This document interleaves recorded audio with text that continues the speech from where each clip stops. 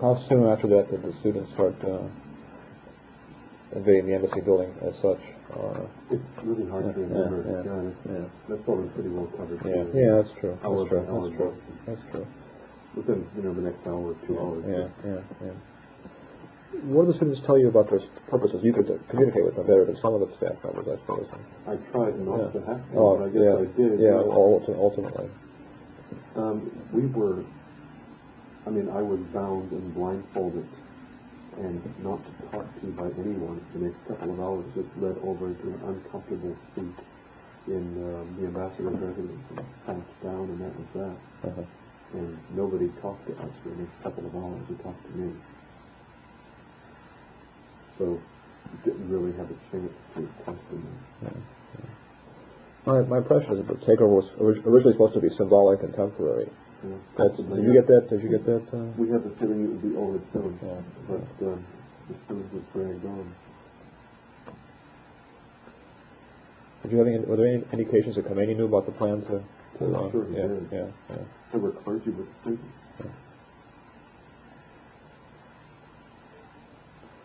Now, Gary Sick argues that Khomeini saw the hostage taking as a way to strengthen his hands against his opponents and win an upcoming referendum on a new constitution.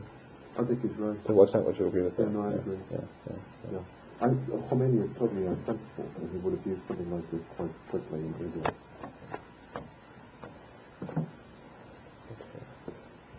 In general, how would you describe your experience as a hostage during 79 to 81? If you could... 22nd time? No, I mean, more than that, since it's difficult to go over, a week by week or day by day. Excruciatingly boring. Excruciatingly boring. Basically boring. Boring to the point where you wanted to scream from sheer and utter boredom. Dangerous at times, frightening at times, but in general, the basic emotion I had was boredom. Occasionally amusing. Occasionally, I have to admit it, amusing. What moments were amusing and what moments were frightening, if you care to talk about it?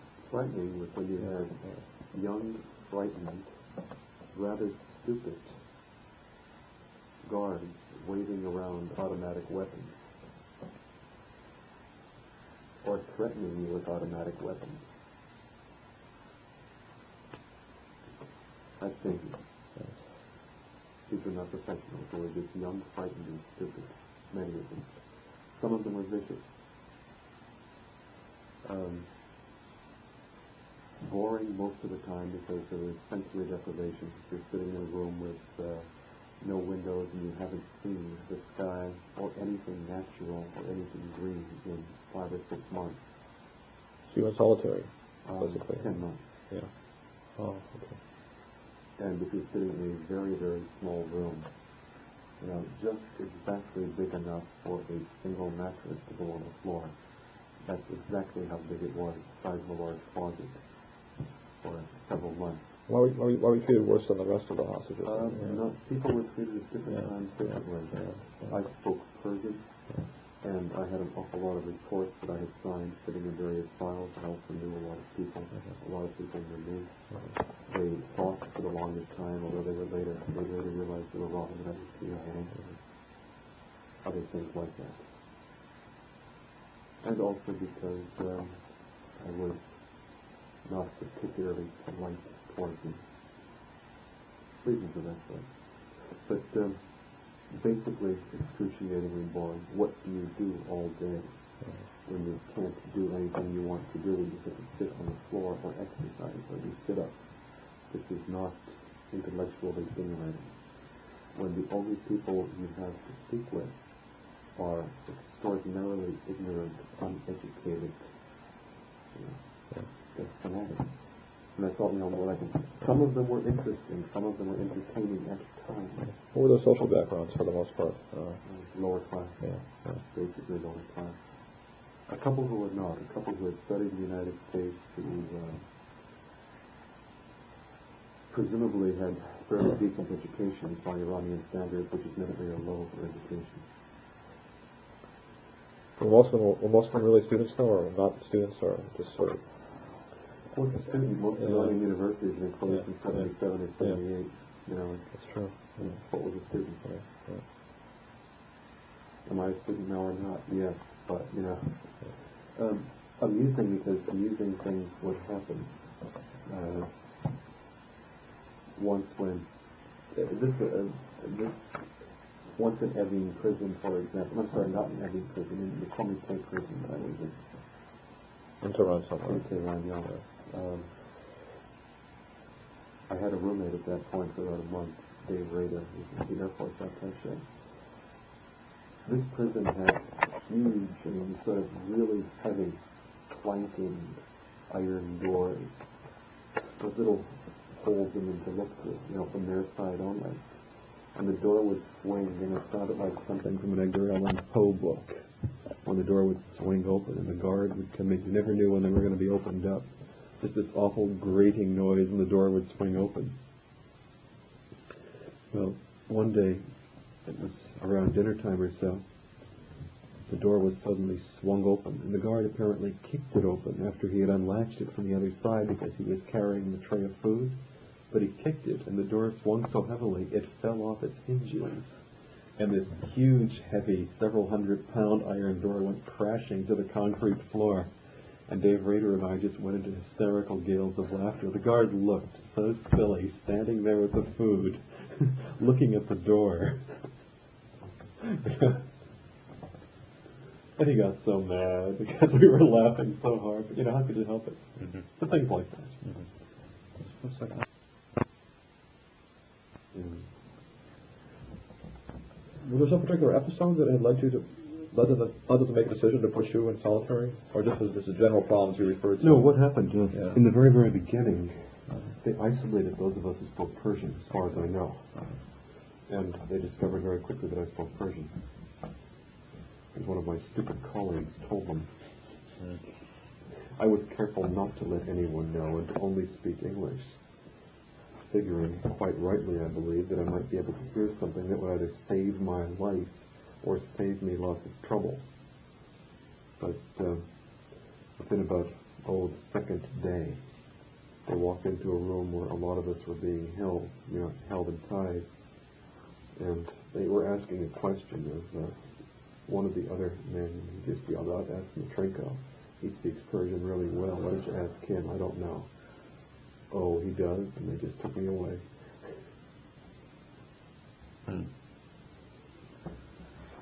Well, what did they say? What did your captors say about their purposes? Did they ever give you an explanation of what their purposes were and carrying out to this, defeat the great Satan, basically, but they didn't know. Sort of ideological, a lot of rhetoric. Ideological cant. Yeah. They didn't know, really. Yeah. They really didn't know. By the end of it all, within a couple of months, a lot of them were heartily sick of the whole thing. Mm-hmm. Those pretty much the same people throughout. Oh, yeah. Yeah. Mm-hmm. They wouldn't have trusted anyone new on the showboat. Although they got rid of a lot of the original people, too. Right. They were Persians. Right. Riffs. Were there any that really wanted to get this over with and just settle the dispute? Oh, yeah. But they were it was out of their control by that stage. Yeah. No, there were. At least one of them told me that. I'm sure there were others, too. How much did you learn about developments outside of the embassy, or wherever you happen to be? Zilch. Nothing at all whatsoever. In fact, literally nothing about what was going on in Iran. Nothing about the political, part of the United States. The letters that I got were very, very limited. And, they very rarely gave me letters. And the whole time I was there, I might have gotten about 15, although a couple of thousand were sent to me. And in the letters I got, there was no news whatsoever about conditions in Iran or anything else. It was family, sort of non-informational letters. Just for thinking of you, things like that.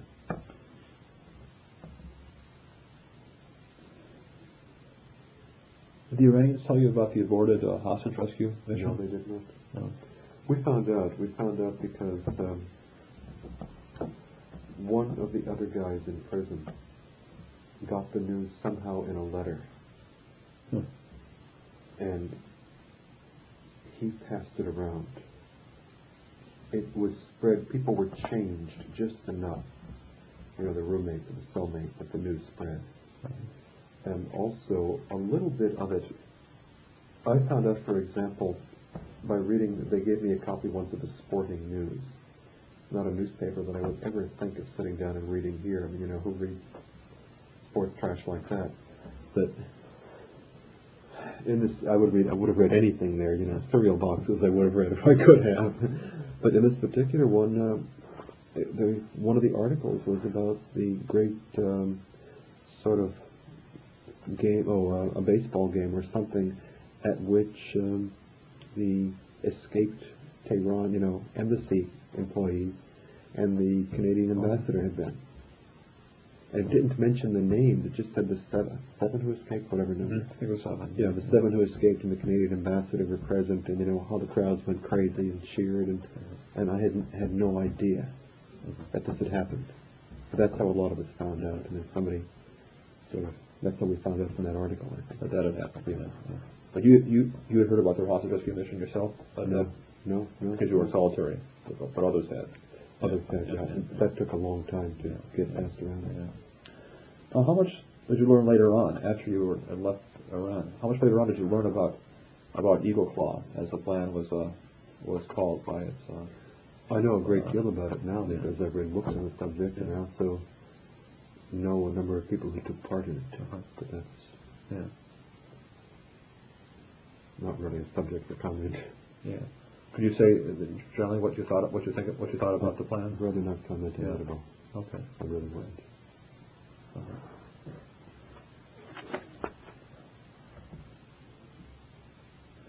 Okay. What were this? Were you kept solitary up till the day you left Tehran in, I guess, mid-January 81? Or did you? Not the whole time. Yeah.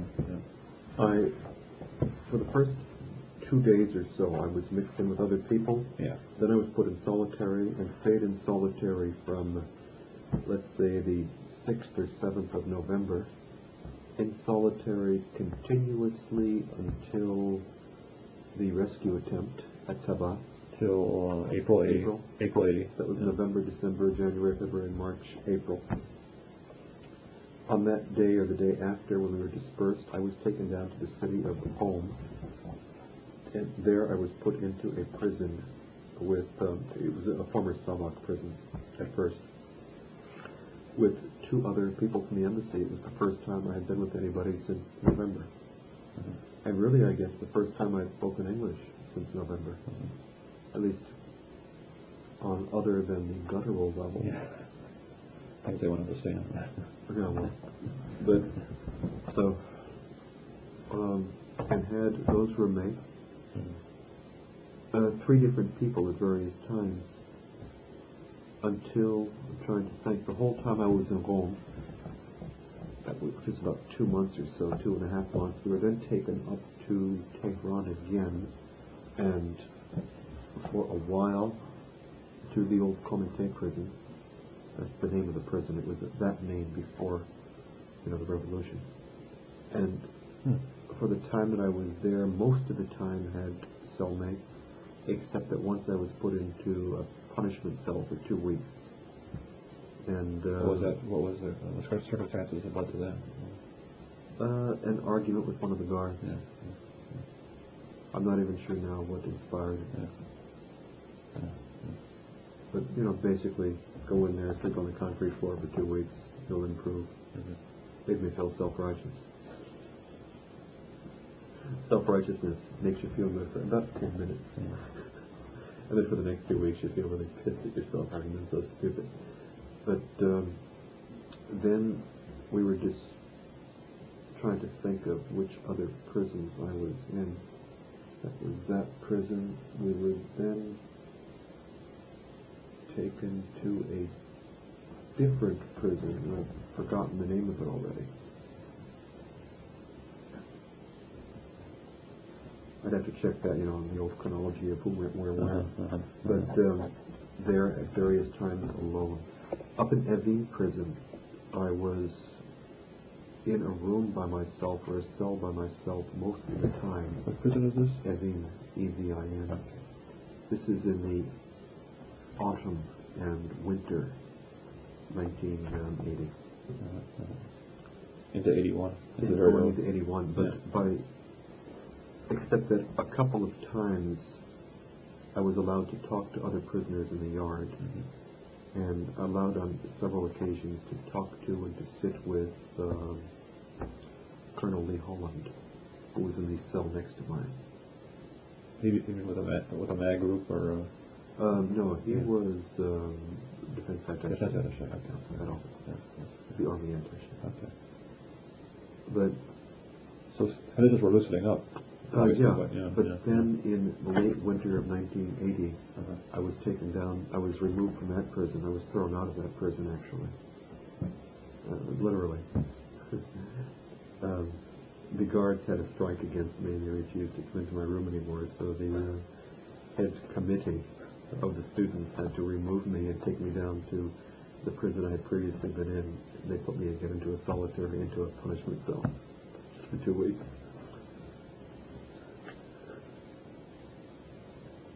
And were you were there the day that up to the day you left? No, stayed for 2 weeks. Yeah.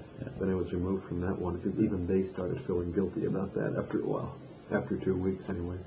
I should say so. They removed me from that one, brought me back up to Evin, and I was in Evin for a short while, then taken, and I'm guessing just before Christmas it must have been, taken to our last holding place, which was an old guest house. It had once been the home of Timur Bakhtiar, the founder of Sabah.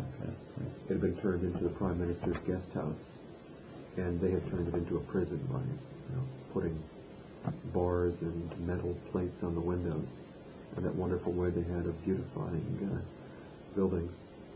But there, the last month, I always had a roommate. Again, it was Dave Rader, the Air Force officer, who was superbly intelligent and delightful to be with if you have to be in prison. Did you know anything about the negotiations that were going on, or did you hear more about things that a little bit more through the course of early 81? We had some rather pathetic clergy come in, some Iranian, really pathetic clergy. I mean, Protestant clergy of some sort. But Iranians who thought they were doing God's work by giving us Christmas cookies. They're despicable people. They're really despicable. Did some people from the United States come and visit the hostages? Isn't there Ramsey Clark or somebody like that? No, Ramsey Clark never made it past Istanbul as far. I don't know. I don't think he got out of maybe not. Istanbul. Maybe I'm thinking of something else. What an idiot he was. And what a jerk. Isn't that bizarre? No, we had at various times various American clergy came through. That was about it. Away visitors. I'm trying to think of the infamous one from Kalamazoo or from Kansas or somewhere, who came through, spoke to just a couple, basically followed the Imam himself, came back here and did a number of talk shows talking about how well we were being treated. So, there were some wonderful comments made about him in prison because we were all forced to watch the video one by one of his show. He did a show in Baltimore talking about how well we were being treated. That's what excruciating. The best comment on it was one of the Marine guards who yelled out, "Did you see so-and-so's video?" Yes, they must have given him a blowjob. Marines are so earthy. Yeah, he was sort of a male Jane Fonda. Anyway, the last month, things were loosening up quite a bit. Not that we were getting any real news. We were suddenly getting a lot more mail. They gave us Christmas cards, stacks of Christmas cards, and would talk quite a bit more. Suddenly. You know, as in we haven't done anything wrong, etc., etc., you know, if you get out or when you get out. And, you know, this sort of trying to excuse themselves quite a bit, which was interesting. And, yeah, oh yes. And then, of course, the last couple of days, you suddenly had visits from the Algerian diplomats. And they came through. A welcome sight, believe me. Absolutely welcome sight. I will always have a soft spot in my heart for the Algerians. Always.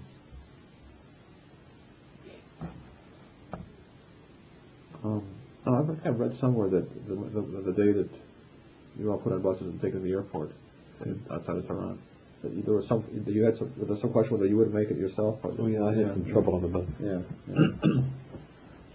It was actually stupid of me. I have a rather short temper. It has not improved over time either. But we were put on the bus, blindfolded, and we really didn't know where we were going. We didn't know if this was just another trip to some other prison or what. They had told us to pack our things, but they had always told us to pack our things or being moved in the past. By, you know, packing things, everything I had fit into a little paper bag. And basically meant another, you know, a change of underwear and one or two books. I have the books here, as a matter of fact. But we're put into the bus. I knew I was in a bus because you could tell by the seats, and, you know, I was walking down the aisle, but totally blindfolded. And told to sit down, told to shut up. I said, shut up. And two of the Americans behind me started whispering to each other, and one of them said, you know, what's going on, where are we going, you know, I don't know, you know, that sort of thing. And the guard yelled from the front of the bus, and he said, shut up. Real loud, shut up. And then in Persian he said, Amerykai'i, which means, it's just a curse in Persian, and it means, you know, you American bastards, basically. So in Persian I simply said, Irani, which is basically, shut up yourself, you son of an Iranian prostitute. He took offense. And I got hauled off the bus and beaten up. And then they had, you know, the bus left. So they held me for a while, but then they had to send me out to the airport. I got a ride out in the Mercedes-Benz, which was the only way to go. Still blindfolded? Yeah. Apparently not. By this point, you know, I had the blindfold 3/4 off, and they didn't care. They were sitting in the front seat, just sort of annoyed that I was. But, you know, if you're going to leave, you might as well leave in style. Why ride a bus when you can go out in the Benz? It was stupid of me. In retrospect, it was absolutely stupid, because I didn't realize it then. It was jeopardizing other people. I could have started an incident. I could have started somebody shooting or whatever. I just wasn't thinking. I have long since learned my lesson on that subject. It is better to not be stupidly macho, just to sit there and take things at times. This was not a time for making a stand. Then you all through the Frankfurt, then back to Washington, right? What's that? Algeria. Oh, Algeria first. Okay. Yes. Yeah, okay. Algerian plane to Algeria. Yeah. Transfer planes there after a short and very nice ceremony. And from Algeria to Wiesbaden. Wiesbaden for a couple of days. And then from Wiesbaden directly to West Point, to Stewart Air Force Base. And then West Point, and then to Washington, and then home. I see. When you and your colleagues were brought back to Washington, shortly after Reagan's inauguration, was in an atmosphere of triumph. To what extent did you share in those feelings? I was just very tired and wanted to go home. Yeah. And wanted all the hoopla to be finished. Yeah. You can't expect someone. Number one, none of us had any idea, certainly I did not, of the amount of emotional investment the American population had made in us. It wasn't possible for us or for me to comprehend. I would not have made that investment myself. And I couldn't understand how I really did not. You know, I knew we were of concern to our families, our friends, to the government. but that was it.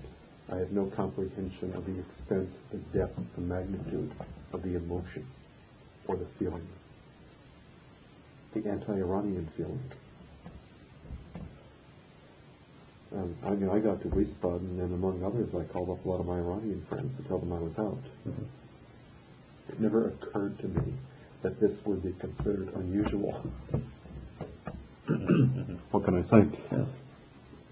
And that, that was in the first day when we had, free long-distance telephone calls, all we could make. Got to use this phone. I wasn't a student for nothing.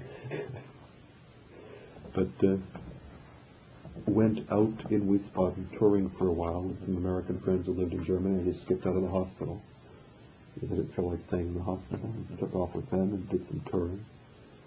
Came back, left with the group, and came to the United States. And, still wasn't... I remember the pilots on the plane asking for autographs, and I had no idea why. And I really didn't understand why. And, things like that didn't sink in for a while. But you have to understand that I had been for 14 months in a situation, up until then in Iran, in a very tense political, emotional situation. During that 14 months, in very, very isolated, sort of, sensorily deprived, circumstances, with either no light or no windows or no access to the outside, no ability to just go out and walk, to see a tree or a bush, right? Nothing like that at all, the whole time. And to suddenly bring us to Wiesbaden and keep us in the hospital, and then 2 days later, 3 days later, expose us to millions of people, the transition was difficult. Everybody made it, but it was a difficult thing to ask of us. When you say share in the triumph, I was not in the mood to share in the mass reaction or emotion of any group.